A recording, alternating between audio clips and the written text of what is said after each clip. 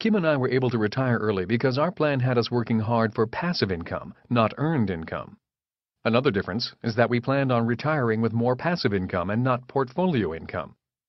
While most people retire on portfolio income, it is not always the best because it is the second highest taxed of the three incomes, and taxes are your largest single lifetime expense. My rich dad had all three types of income. The reason he had all three was because each type of income had different advantages and disadvantages.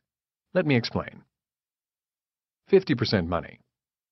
Rich dad often called earned income, the income you receive from a paycheck, 50% money. The reason he called it 50% money was because no matter how much money you earned, the government always took at least 50% of it or more in one way or another.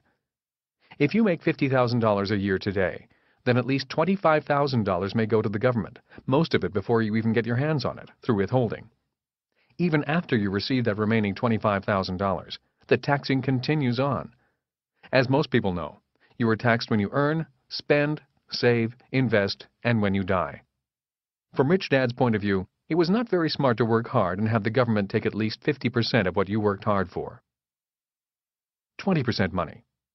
Most people today are attempting to retire utilizing what my rich dad called 20% money, which is money from capital gains or appreciation of stocks and sometimes real estate. 0% money. One of the reasons Kim and I retired early was because we utilized tax-deferred money, what my rich dad called 0% money.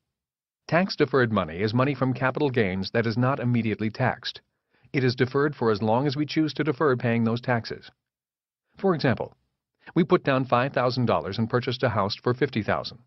2 years later, we sold it for $100,000.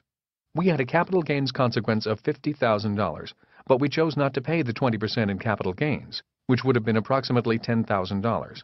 Instead of paying the capital gains tax, as you would if you had made the same amount from a stock or mutual fund, we deferred our gains and rolled $55,000, which was $50,000 in gains plus our original $5,000 down payment, into our next investment.